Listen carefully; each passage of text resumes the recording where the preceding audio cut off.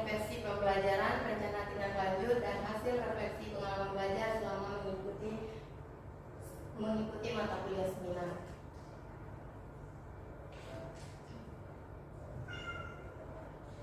Adapun hasil identifikasi diri yaitu yang pertama, visi pribadi untuk pendidikan Indonesia. Visi saya untuk pendidikan Indonesia adalah mewujudkan pendidikan yang dapat menciptakan generasi penerus bangsa yang berprofil pelajar Pancasila. Yang kedua ada visi pribadi sebagai calon guru, menjadi guru yang menginspirasi, inovatif, dan menyenangkan sehingga dapat mewujudkan pembelajaran yang berpihak pada peserta didik serta mengimplementasikan pembelajaran abad 21. Selanjutnya ada upaya yang dilakukan untuk mencapai visi. Yang pertama yaitu mengikuti pelatihan atau diklat online yang berkaitan dengan peningkatan kompetensi seorang guru. Selanjutnya menerapkan karakter profil pelajar Pancasila dalam proses pembelajaran. Yang ketiga yaitu saya akan mengembangkan keterampilan pelajaran yang bervariatif, inovatif, kreatif, dan menyenangkan yang relevan dengan minat dan kebutuhan peserta didik. Dan yang terakhir, saya akan melakukan pembelajaran yang berbasis teknologi.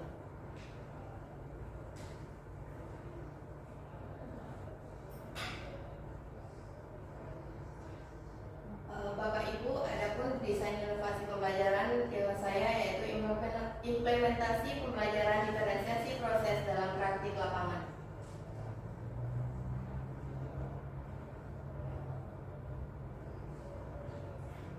Inovasi pembelajaran yang saya lakukan pada praktik pengalaman lapangan 2 dilaksanakan dengan melakukan berbagai kegiatan. Yang pertama yaitu merancang dan mengimplementasi modul ajar berdasarkan asesmen diagnostik awal yang saya lakukan. Yang kedua, melaksanakan kegiatan pembelajaran diferensiasi proses berdasarkan kemampuan peserta didik atau berdasarkan dari hasil asesmen diagnostik awal tadi. Saya mengelompokkan peserta didik menjadi 3 kelompok. Yang pertama mahir, sedang, dan belum berkembang.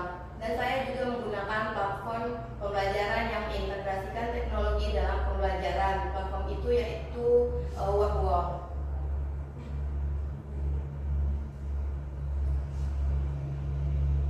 Adapun dampak pembelajaran, saya menggunakan inovasi tersebut, peserta didik menjadi lebih dihargai keberadaannya, meningkat kemampuan berpikir peserta didik, serta terjadi perpindahan peserta didik dalam kelompok yang berbeda karena hasil tes dari formatif meningkat. Yang awalnya ada peserta didik yang masuk dalam kelompok sedang berkembang menjadi berkembang, dan ada juga yang dari yang belum berkembang menjadi sedang. Mengapa saya ingin membuat inovasi pelajaran tersebut? Karena seperti yang kita ketahui, setiap individu peserta didik dilahirkan dengan kemampuan yang berbeda-beda. Dan juga guru dapat memastikan bahwa setiap peserta didik mendapatkan pembelajaran sesuai karakter peserta didik dengan tingkat kemampuannya.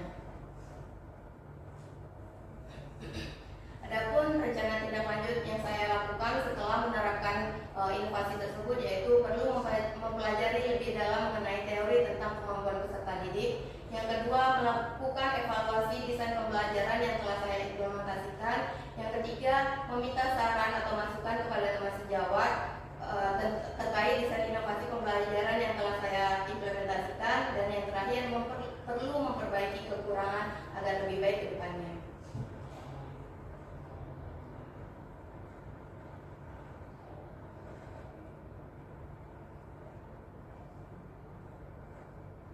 Adapun artefak pendukung yang saya lampirkan pada inovasi pembelajaran saya yaitu berupa modul ajar, bahan ajar, LKPD, asesmen, dan media yang saya gunakan.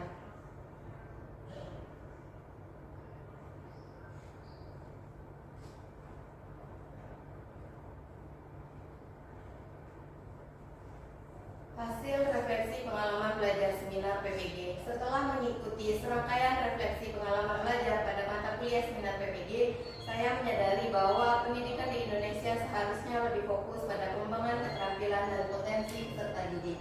Pendidikan di Indonesia seharusnya juga lebih inklusif. Pendidikan Indonesia seharusnya lebih mengutamakan pendekatan pembelajaran yang aktif dan kolaboratif, serta pendidikan di Indonesia seharusnya lebih memperhatikan pengembangan karakter peserta didik. Dan pendidikan di Indonesia seharusnya memiliki kurikulum yang fleksibel, relevan dengan perkembangan zaman, dan pengintegrasian teknologi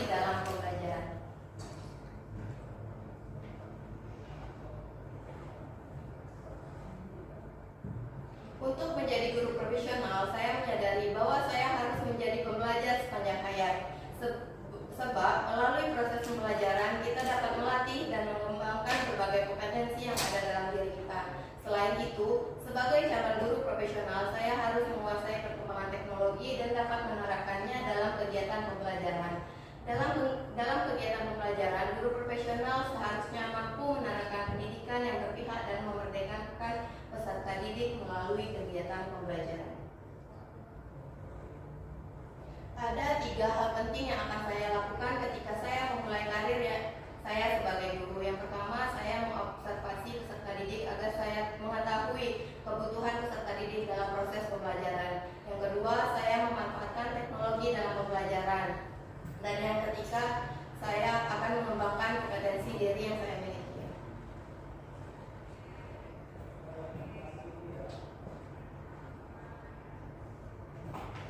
Sebagai guru profesional, saya akan melakukan tugas dan tanggung jawab saya dengan penuh dedikasi dan komitmen. Saya akan berusaha untuk memberikan pendidikan yang berkualitas kepada peserta didik.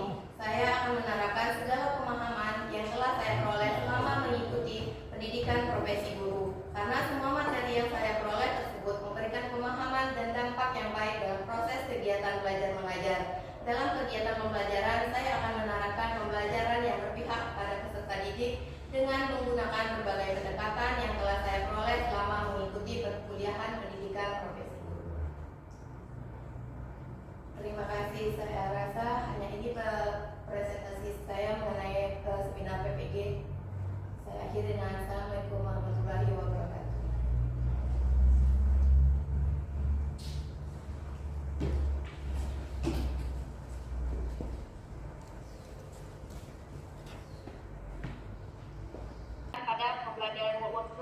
Saya menggunakan laptop, Ibu, medianya laptop, terus InFocus, terus platform WordWall di Google, Bu. Ada itu nanti platformnya namanya WordWall. Nanti di situ ada untuk mengacak kata, kuisis seperti itu, Bu. Dan saya menggunakan WordWall itu untuk yang mengacak kata, supaya anak bisa menemukan kata yang terkait dengan materi yang saya ajarkan. Nah, sekarang kalau saudara menggunakan laptop ya, jadi peserta didiknya menggunakan apa? Iya, Bu, saya kan menggunakan laptop, terus InFocus. InFocusnya nanti saya ini kan paparkan ke dinding, Bu. Ke ini papan tulis. Nanti kan terlihat di situ papan acak katanya. Nah, nanti peserta didik yang maju ke depan, terus menemukan kata dengan cara melingkarkan kata yang mereka temukan menggunakan spidol. Jadi semua peserta didik itu melihat, Bu, papan acak katanya. Jadi anak tidak pakai sarana ya, tidak pakai. Tidak, Ibu. Ya. Cuma saya saja yang menggunakan laptop dan InFocus, dan InFocus itu nanti layarnya ada di papan tulis, sehingga semua peserta didik melihat papan acak kata tersebut. Karena seperti yang kita ketahui, untuk anak peserta didik SD itu tidak semua boleh menggunakan HP. Baik, Bu, terima kasih. Oke, siapa lagi nih? Si Rika. Ya, Rika. Bukan atau Rika ini. Implementasi pembelajaran diferensiasi proses pada praktek lapangan di sekolah. Implementasi diferensiasi proses ya. Pembelajaran diferensiasi proses dalam praktek. Ini sama ya dengan ini. Iya, betul. Ya. Kalau ditulis tadi dia menggunakan pendekatan. Kalau kita Tadi kita sama. kayak ini dalam pembelajaran matematika kan. Tapi dia kerjakannya sama. Iya. Karena kan diferensiasi kan tidak ada dengan juga ya. Ada, coba lihat ya refleksi pembelajaran.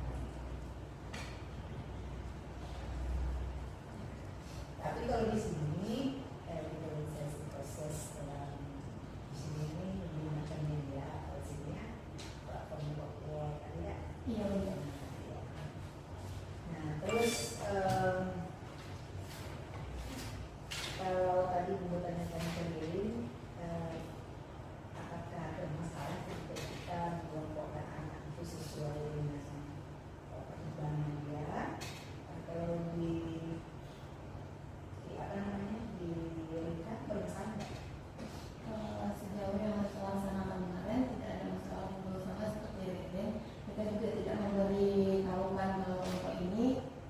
kelompok yang kurang, pasif dan aktif. Tapi itu udah dengar tadi jumlahnya dibedakan. Tadi siapa yang membedakannya? Pokoknya ada yang membedakan. Jadi kalau yang mahir dikasih 2 mengerjakan kerjaan kelompok sedang. Oh itu ya kan. Kalau Ika tidak sama. Kalau Rika sama. Nanti mereka bertanya gitu kan, nanti ada kesenian sosial ini kenapa Bu kok cuma 2 gitu. Rika menghindari itu, makanya itu Rika memberikan yang sama Bu, cuma perlakuannya saja pada proses yang berbeda. Perlakuan maksudnya itu pembimbingannya. Iya, pembimbingannya. Kalau yang misalnya yang perlu bimbingan, kita lebih sering ketemu di sana untuk mengerjakan Itu ada berapa siswa yang berada pada kategori sedang berkembang? sedang berkembang. Itu kami ada 5 kelompok itu Bunda, dalam satu kelas itu satu yang ini perlu bimbingan, 2 yang sedang berkembang, 2 lagi perlu Bunda, tetap perlu dibimbing. Karena kan nanti di Rika data pas pengerjaan kelompok itu Rika datangi setiap kelompok. Yang untuk yang sedang berkembang itu katanya hambatan kalian di mana, apa yang kalian belum paham gitu Bunda. Nah, terus kalau yang belum berkembang itu Rika lebih sering di sana, seperti memberikan pertanyaan pemandu supaya mereka lebih paham untuk mengerjakan tugas yang diberikan. Kalau untuk yang mahir itu Rika tetap melihat perkembangan mereka, sejauh mana mereka mengerjakan, sejauh mana mereka mampu menyelesaikan tugas yang diberikan. Seperti itu. Itu melalui LKPD. Iya, LKPD. LKPD itu bentuknya seperti apa sih? Bentuknya soal-soal atau satu proses yang harus mereka lalui? Berdasarkan yang Rika terapkan kemarin dulu itu Rika kan materinya tentang aku dan kebutuhanku. Terus LKPD-nya itu Rika buatlah ada 2 pertanyaan. Terus ada juga yang berupa pengklasifikasian, maksudnya aku dan kebutuhanku kan ada yang primer, tersier, dan sekunder gitu. Nanti ada gambarnya itu dipotong-potong dan disesuaikan dengan klasifikasi yang telah disediakan di kolomnya. Nah, nanti anak mengerjakan itu. Kalau seperti itu, model pembelajarannya tadi PBR ya, yang digunakan pada saat pembelajaran. PBR. Iya betul. Waktu orientasi siswa pada masalah itu apa yang diberikan? Dikatanya punya kebutuhan kalian apa saja. Kebutuhan kalian sebagai peserta didik membutuhkan sesuatu tidak untuk belajar. Apa saja kebutuhan yang kalian perlukan. Jadi ada tanya jawab di depan. Iya benar. Masalah apa yang muncul di situ? Ada anak yang masih bingung Bunda terkait kebutuhan dia itu primer, sekunder atau tersier. Hal itu yang disebut dengan orientasi siswa pada masalah. Yang orientasinya tadi masih tentang masalah yang itu nggak ada Bunda. Yang kalau orientasinya menanyakan apa kebutuhan kalian, mereka tahu Bunda. Ya. Cuma masalah apa yang mau dia selesaikan sehingga diturunkan ke KPD atau masalah yang mengelompokkan itu. Dia harus tahu mengelompokkan kebutuhan mana seperti primer. Ya, dalam proses itu kan nanti Rika dalam kegiatan inti kan menjelaskan materinya tentang kebutuhan primer, sekunder, dan tersier. Ya. Kalau demikian materi kita beri ya anak-anak. Iya, kalau Rika menampilkan ini Bunda, video pembelajaran. Ya, terkait itu. Ya, penjelasan. Kalau seperti itu kita tidak pembelajaran berpusat kepada guru lagi, tidak lagi berbasis masalah, tidak lagi menemukan itu dikatakan sebagai kebutuhan primer, saya kebutuhan sekunder. Tapi kita sudah memberikan tadi bahwa A, B, C, D adalah kebutuhan primer, C, D, E adalah kebutuhan sekunder. Dibanding dari itu. Iya, di dalam. Iya, kita mengingat namanya. Ingat lagi. Jadi ketika dia mengelompokkan dengan LKPD, dia mengingat apa yang Ibu Rita katakan tadi. Kebutuhan primer itu adalah nasi, ini, makan, segalanya, gitu. Nah, itu tidak berbasis masalah. Jadi masalah berbasis masalah itu siswa diberikan kepada masalah, dimunculkan masalah yang dekat dengan kehidupan sehari-harinya,